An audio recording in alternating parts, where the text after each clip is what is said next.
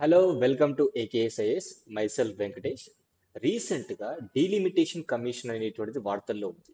ఒకే ఒక కారణం ఏమిటి అంటే దక్షిణాదిలో ఉన్నటువంటి రాష్ట్రాలు మొత్తము కూడా including DMK, Tamil Nadu, Congress party, రెండు రాష్ట్రాల్లో ఉన్నటువంటి తెలంగాణ కావచ్చు, అదేవిధంగా కర్ణాటక కావచ్చు, అండ్ కేరళ రాష్ట్రం కూడా కావచ్చు. ఇంకా ఇటీవలే డిఎంకే ప్రభుత్వానికి సంబంధించినటువంటి కొంతమంది ప్రతినిధులు మనకి కేటీఆర్ గారిని కూడా కలవడం జరిగింది. అంటే ఇక్కడ ఉన్నటువంటి అపోజిషన్ లీడర్స్ ని కూడా మీట్ అవుతూ వచ్చారు. అసలు ఎందుకు ఈ డీలిమిటేషన్ కమిషన్ అంటే రీసెంట్ గా వార్తల్లో ఉంది, దక్షిణాది రాష్ట్రాలు నష్టపోతున్నారు. అసలు ఏం నష్టపోతున్నారు?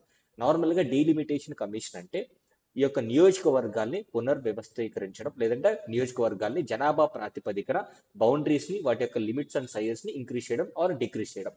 మరి ఈ పేరు చెప్పంగానే రీసెంట్ గా కేంద్ర ప్రభుత్వం కావచ్చు, అటు దక్షిణాదిలో ఉన్నటువంటి రాష్ట్ర ప్రభుత్వాలు విపరీతంగా గోల పెడుతున్న రీజన్ ఏంటంటే, మనకు ఒకసారి గో బ్యాక్ టు 1971. ఇందిరాగాంధీ గారి టైం పీరియడ్ లో ఒకే ఒక్క నినాదం తీసుకురావడం జరిగింది. ఏంటంటే జనాభాని తగ్గించడం. మరి జనాభాను తగ్గిస్తే, ఏ రాష్ట్రం అయితే జనాభా తగ్గించడానికి మెజర్స్ తీసుకుంటుందో ఆ రాష్ట్రంలో జనాభా తగ్గిపోతే భవిష్యత్తులో ఈ రిప్రజెంటేషన్ ఆఫ్ ద పీపుల్స్ అంటే ఎమ్మెల్యే స్థానాలు కావచ్చు, లేదా సీట్స్ కావచ్చు, ఎంపీ స్థానాలు కావచ్చు తగ్గేటువంటి అవకాశం ఉందని ఆ రోజుల్లోనే చెప్పడం జరిగింది. దానికి అప్పుడున్నటువంటి కేంద్ర ప్రభుత్వం ఏం చేసింది అంటే 1971 తర్వాత 2001 వరకు కూడా ఎట్లాంటి పరిస్థితుల్లో కూడా డీలిమిటేషన్ చేయబోము, అంటే నియోజకవర్గాల్ని పునర్వ్యవస్థీకరించము, లేదా ఇంక్రీజ్ చేయము, డిక్రీజ్ చేయము, అలాగే ఉంటాయి అన్నట్టుగా తీసుకురావడం జరిగింది. మరి ఇప్పుడు దక్షిణాది రాష్ట్రాలు 1971 తర్వాత తీసుకున్నటువంటి పాపులేషన్ కంట్రోల్ మెజర్స్ ద్వారా దక్షిణాది రాష్ట్రాల్లో జనాభా బాగా తగ్గించుకున్నాం. మరి ఇప్పుడు జనాభా తగ్గించుకున్నటువంటి మనకి ఈ యొక్క ఇన్సెంటివైజేషన్ చేయకుండా, అంటే మనం తగ్గించుకున్నందుకు గాను మనకి ఏదైనా బెనిఫిట్స్ ఇవ్వకపోగా భవిష్యత్తులో జరగబోయేటువంటి సెన్సస్ ని ప్రకారంగా చేసుకొని 2026 సంవత్సరంలో ఈ యొక్క జరగబోయేటువంటి సెన్సస్ కావచ్చు, లేదంటే సెన్సస్ జరిగిన తర్వాత డీలిమిటేషన్ తీసుకొస్తే దక్షిణాది రాష్ట్రాల్లో ఉన్నటువంటి లోక్సభ, రాజ్యసభ, అదేవిధంగా ఎమ్మెల్యే స్థానాలు తగ్గేటువంటి అవకాశం ఉంటుంది. రీజన్ ఏంటంటే గత 50 సంవత్సరాల నుంచి మనం జనాభా తగ్గించుకుంటూ వస్తున్నాం. అదే ఉత్తరాది రాష్ట్రాల్లో ఉన్నటువంటి యూపీ కావచ్చు, బీహార్ కావచ్చు, మధ్యప్రదేశ్ కావచ్చు, ఇతర రాష్ట్రాలు అనేటువంటివి ఏం చేశారు అంటే వాళ్ళు జనాభా కంట్రోల్ ఏమీ చేయలేదు, జనాభా బాగా పెరిగిపోయారు. అంటే కష్టపడి పాలసీ తీసుకొచ్చి పాటించిన మనకేమో నెగిటివ్ ఇంపాక్ట్ పడుతుంది, వారికి పాజిటివ్ ఇంపాక్ట్ పడుతుంది. అంటే జనాభా ప్రాతిపదికన డీలిమిటేషన్ జరిగితే ఇప్పుడు దక్షిణాది రాష్ట్రాల్లో ఉన్నటువంటి ప్రతి రాష్ట్రానికి కూడా సీట్లు తగ్గే అవకాశం ఉంది. దీనిపైన ఈ యొక్క రాష్ట్ర ప్రభుత్వాలు విపరీతంగా గోల పెట్టేటువంటి అవకాశం ఉంటుంది. సో ఈ కాంటెక్స్ట్ లో యూపీఎస్సీ కావచ్చు, AP and TGPSC examination point of లో అసలు డీలిమిటేషన్ అంటే ఏంటి, కాన్స్టిట్యూషనల్ బేసిస్ అంటే రాజ్యాంగ పరంగా దానికి ఉన్నటువంటి బ్యాకప్ ఏంటి, అబ్జల్యూట్ పవర్ అంటే ఈ డీలిమిటేషన్ కమిషన్ ఏర్పాటు చేసిన తర్వాత దానికి ఉన్నటువంటి అధికారాలు, అసలు డీలిమిటేషన్ కమిషన్ లో ఉన్నటువంటి కాంపోజిషన్, ఎవరెవరు సభ్యులు ఉంటారు, అండ్ సదరన్ స్టేట్స్ లో ఉన్నటువంటి ఇష్యూ ఏంటి. So let start the discussion. Normal గా డీలిమిటేషన్ ఎక్సర్సైజ్ అంటే ప్రతి 10 సంవత్సరాలకు ఒకసారి మనకి సెన్సస్ అనేది నిర్వహిస్తూ ఉంటారు. అంటే జనాభా లెక్కలు అనేటువంటి తీస్తూ ఉంటారు. జనాభా లెక్కలు తీసిన ప్రతిసారి కూడా ఈ డీలిమిటేషన్ కమిషన్ ఏర్పాటు చేసి సై- పెరిగినటువంటి జనాభాకు తగ్గట్టుగా ఆ రాష్ట్రాల్లో సీట్లు పెంచడం, తగ్గినటువంటి జనాభా ప్రాతిపదికన ఆ రాష్ట్రాల్లో సీట్లు తగ్గించడం.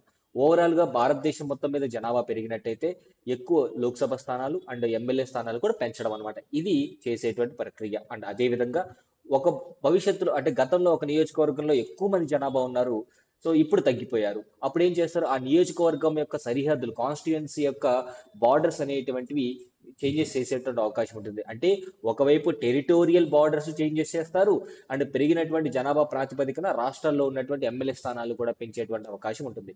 అంటే ఎమ్మెల్యే స్థానాలు, ఎంపీ స్థానాలు పెరుగుదల తరుగుదల జనాభా ప్రాతిపదికన ఉంటుంది అని మనం అర్థం చేసుకోవాలి ఈ యొక్క డిలిమిటేషన్ కమిషన్.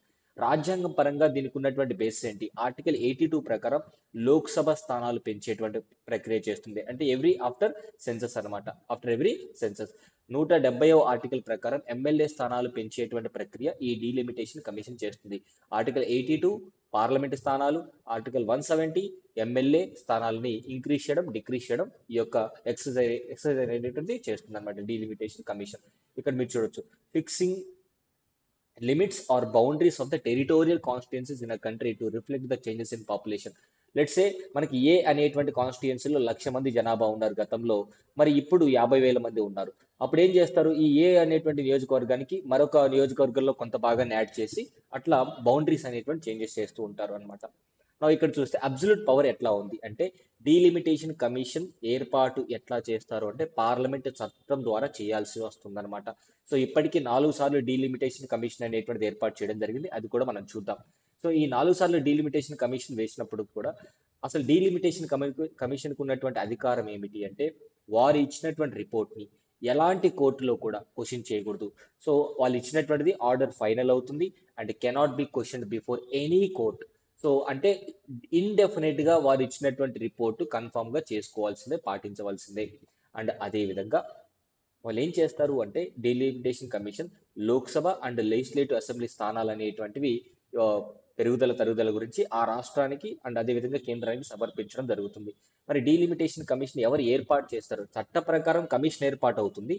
ఓకేనా, కమిషన్ లో సభ్యుల్ని ఎవరు అపాయింట్ చేస్తారు? Appointment of the members of the delimitation commission ఎవరు అంటే రాష్ట్రపతి అంటే ప్రెసిడెంట్ ఆఫ్ ఇండియా అపాయింట్ చేయడం జరుగుతుంది. In collaboration with election commission of ఇండియాతో సత్సంబంధాలు జరుపుకొని డీలిమిటేషన్ కమిషన్ లో మెంబర్స్ ని అపాయింట్ చేయడం జరుగుతుంది రాష్ట్రపతి గారు. అండ్ మెంబర్స్ ఎవరెవరు ఉంటారు అంటే, రిటైర్డ్ సుప్రీంకోర్టు జడ్జి చైర్పర్సన్ గా ఉంటారు. అండ్ అదే విధంగా చీఫ్ ఎలక్షన్ కమిషనర్ అంటే భారత ఎన్నికల సంఘానికి సంబంధించినటువంటి ముఖ్య ఎన్నికల అధికారి, సో చీఫ్ ఎలక్షన్ కమిషనర్ ఆయన కూడా సభ్యుడే. అండ్ ఏ రాష్ట్రంలో అయితే ఈ డీలిమిటేషన్ కమిషన్ వెళ్తుందో ఆ రాష్ట్రానికి సంబంధించినటువంటి స్టేట్ ఎలక్షన్ కమిషనర్, ఎస్ఈసి అంటామండి, state election commissioner, electoral officer కాదు, రెస్పెక్టివ్ స్టేట్ ఎలక్షన్ కమిషనర్. వీరు ముగ్గురు కూడా సభ్యులు అనమాట డీలిమిటేషన్ కమిషన్ లో. నా ఇప్పటి వరకు జరిగినటువంటి డీలిమిటేషన్ కమిషన్స్ ఏర్పాటు చేసింది ఏంటి, అసలు ఈ స్లైడ్ లో చాలా ఎక్కువ ఇన్ఫర్మేషన్ ఉంది, వెరీ ఇంపార్టెంట్ కూడా. మొట్టమొదటిసారి భారతదేశానికి స్వతంత్రం వచ్చిన తర్వాత జరిగినటువంటి సెన్సెస్ లో 1951 సెన్సెస్ తర్వాత ఫస్ట్ డీలిమిటేషన్ కమిషన్ అనేటువంటిది ఏర్పాటు చేశారు. దానికి చైర్పర్సన్ గా చంద్రశేఖర్ అయ్యర్, జస్టిస్ చంద్రశేఖర్ అయ్యర్ గారు ఉన్నారనమాట. సో అప్పట్లో లోక్సభ సీట్స్ 494 ఫిక్స్ చేయడం జరిగింది 1953లో. నౌ 1963కి వచ్చేప్పటికి అంటే 61లో సెన్సస్ జరిగింది. తర్వాత డీలిమిటేషన్ కమిషన్ ఏర్పాటు చేశారు. 494 నుంచి 522కి లోక్సభ స్థానాలు పెంచడం జరిగింది. నా మూడోసారి డీలిమిటేషన్ కమిషన్ 1973లో వచ్చినప్పుడు ఏం చేశారు అంటే, ఇది థర్డ్ డీలిమిటేషన్ అంటే 1971 సెన్సస్ తర్వాత కపూర్ అనేటువంటి జస్టిస్ జేఎల్ కపూర్ అనేటువంటి వ్యక్తి చైర్పర్సన్ గా ఉండడం జరిగింది.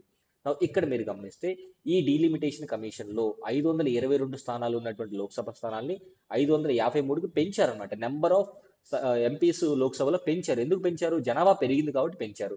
అండ్ అసెంబ్లీ స్థానాలు కూడా 3,771 నుంచి 3,997 వరకు పెంచారు. అంటే వివిధ రాష్ట్రాల్లో జనాభా పెరిగినందుకు గాను ఆ రాష్ట్రాల్లో ఎమ్మెల్యేల సైజు కూడా పెంచడం జరిగింది. కాకపోతే మరి పాపులేషన్ మెజర్స్ అనేటువంటివి తీసుకోవాలి కాబట్టి, కేంద్ర ప్రభుత్వం తీసుకున్నటువంటి పాలసీని రాష్ట్ర ప్రభుత్వాలు కూడా తూచా తప్పకుండా ఫాలో అవ్వాలి కాబట్టి 42nd అమెండ్మెంట్ ద్వారా ఏం చేసిందంటే కేంద్ర ప్రభుత్వం 2001 వరకు సెన్సస్ జరిగినప్పటికీ కూడా లోక్సభ అండ్ అసెంబ్లీ స్థానాలలో ఎలాంటి మార్పు ఉండదు. ఎందుకు అంటే 1971 సెన్సస్ ప్రకారమే ఎంపీ స్థానాలు, ఎమ్మెల్యే స్థానాలు నిర్ణయించడం జరుగుతుంది. 2001 వరకు ఎలాంటి మార్పు ఉండదు. అంటే రాబోయే 40 సంవత్సరాల వరకు కూడా, సరే రాబోయేటువంటి ఒక 30 సంవత్సరాల వరకు కూడా పాపులేషన్ తగ్గించినంత మాత్రాన మీకు సీట్లు తగ్గవు అని అష్యూర్ చేయడం కోసమే ఈ యొక్క అమెండ్మెంట్ తీసుకొచ్చి 2001 వరకు సెన్సెస్ జరిగినప్పటికీ కూడా ఈ యొక్క పాపులేషన్ తరిగినా సరే మీ సీట్లు మీకు ఉంటాయి అని చెప్పేసి చెప్పడం జరిగింది. అండ్ 2002లో ఏం చేశారు అంటే 2002లో ఏం చేశారు అంటే ఒక అమెండ్మెంట్ తీసుకొచ్చారు. ఏమని అంటే, ఈ డీలిమిటేషన్ అనేది 2026 వరకు ఎలాంటి పరిస్థితుల్లో చేయకూడదు. డీలిమిటేషన్ చేయకూడదు అంటే డీలిమిటేషన్ లో స్థానాలు ఇంక్రీజ్ చేసేటువంటి అవకాశం లేదు. ఎందుకంటే పాపులేషన్ మనం మెజర్స్ తీసుకున్నాం కాబట్టి జనాభా తగ్గించాం. ఇప్పుడు తగ్గించిన తర్వాత తగ్గిన జనాభాకు తగ్గట్టుకే స్థానాలు ఉంటాయి. అంటే దక్షిణ రాష్ట్రాలు కోల్పోతాయి, అంటే నష్టపడతాయి అన్నమాట. సో అందుకని చెప్పేసి 2026 వరకు కూడా ఈ యొక్క డీలిమిటేషన్ లో నెంబర్ ఆఫ్ సీట్స్ ఇంక్రీజ్ చేయలేదు, అవి అలాగే ఉంటాయని చెప్పారు. కాకపోతే readjustment of the constituencies, so no delimitation exercise అనేటువంటి 81లో కానీ 91లో జరగలేదు. తర్వాత ఫోర్త్ డీలిమిటేషన్ 2001లో ఏర్పాటు చేశారు. కాకపోతే ఓన్లీ రీఅడ్జస్ట్మెంట్ అంటే నియోజకవర్గాలు పునర్విభజించడం, ఒక నియోజకవర్గంలో జనాభా ఎక్కువ ఉంటే పక్క నియోజకవర్గానికి యాడ్ చేయడం జరుగుతుంది అనమాట. సో ఇది మనం గుర్తుపెట్టుకోవాలి. సో 84th కాన్స్టిట్యూషన్ అమెండ్మెంట్ ద్వారా ఏం చేశారంటే 2002లో ఉన్నటువంటి స్థానాలనే 2026 వరకు కూడా కంటిన్యూ చేశారు.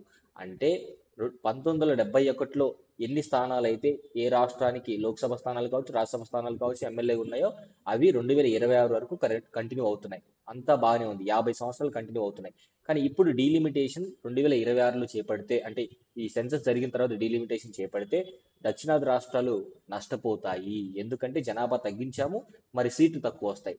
దీనికి గాను సొల్యూషన్ ఏం తీసుకోవచ్చు అంటే ఫైనాన్స్ కమిషన్ ద్వారా ఎక్కువ డెవల్యూషన్స్ ఫండ్స్ అనేటువంటివి రాష్ట్రాల్లో తగ్గినటువంటి సీట్లకు తగ్గట్టుగా ఫైనాన్స్ కమిషన్ ఇచ్చేటువంటి నిధులు కానివ్వండి, అవన్నీ కూడా కేంద్ర ప్రభుత్వం అడ్జస్ట్ చేయవచ్చు. ఒకవేళ డీలిమిటేషన్ కమిషన్ జరిగితే, అంటే కమిషన్ రిపోర్ట్ ప్రకారం సీట్లు నిర్ణయించడం జరిగితే ఎట్లా ఉంటుందంటే టోటల్గా 846 సీట్స్ వచ్చేటువంటి అవకాశం ఉంటుంది. సో దీనివల్ల ఏమవుతుందంటే దక్షిణాది రాష్ట్రాల్లో 49 తమిళనాడు, కనీసం 20 కేరళ, కర్ణాటక 41, ఆంధ్ర తెలంగాణ కలిపి కనీసం ఒక 54, కానీ ఉత్తరప్రదేశ్ 143, బీహార్ 79, సో ఇట్లా మధ్యప్రదేశ్ 52. సో ఇట్లా ఒక రాష్ట్ర అంటే ఉత్తరాదిలో ఉన్నటువంటి రాష్ట్రాల్లో సీట్లు పెంచుకుంటూ పోతే డీలిమిటేషన్ ప్రకారం దక్షిణాది రాష్ట్రాలు సీట్లు కోల్పోతారు. భవిష్యత్తులో దక్షిణాది రాష్ట్రాలని కనీసం స్టెప్ మదర్ ట్రీట్మెంట్ కూడా ఇవ్వరు. ఎందుకంటే సీట్లన్నీ అక్కడే ఉన్నాయి. అక్కడ ప్రచారాలు, అక్కడ స్కీమ్స్, అక్కడ వెల్ఫేర్ ప్రోగ్రామ్స్ చేసుకుంటే వాళ్ళు ఓట్లేస్తే సరిపోతుంది, మనం ప్రభుత్వాన్ని ఏర్పాటు చేసుకోవచ్చు అనేటువంటి ఉద్దేశంతో ఉంటే దక్షిణాది రాష్ట్రాలని ఏ మాత్రం పట్టించుకోరు అనేటువంటి ఒక ఆరోపణ అయితే ఉంది. సో దీన్ని కాంటెక్స్ట్ లో పెట్టుకొని రీసెంట్ గా దక్షిణాదిలో ఉన్నటువంటి ప్రభుత్వాలు, రాష్ట్ర ప్రభుత్వాలు, కేంద్ర రాజకీయ పార్టీలు విపరీతంగా ఆరోపణలు అనేటువంటి చేయడం జరుగుతుంది. అంటే దక్షిణాది రాష్ట్రాలు ఎక్కువగా డిసడ్వాంటేజ్ ఇచ్చేటువంటి అవకాశం ఉంటుంది. కానీ ఈ డీలిమిటేషన్ ఏమవుతుందంటే ఉత్తరాది రాష్ట్రాలకి, బీహార్, యూపీ, రాజస్థాన్ లాంటి రాష్ట్రాలకి ఎక్కువగా అడ్వాంటేజ్ జరగబోతుంది. సో దీన్ని ఏ విధంగా అడ్రస్ చేయాలి అని చెప్పేసి చర్చించుకోవడం జరుగుతుంది అనమాట. నా డీలిమిటేషన్కి సంబంధించినటువంటి ఒక ఇంపార్టెంట్ క్వశ్చన్ ఇచ్చాను. Just comment in the comment box. Thank you so much.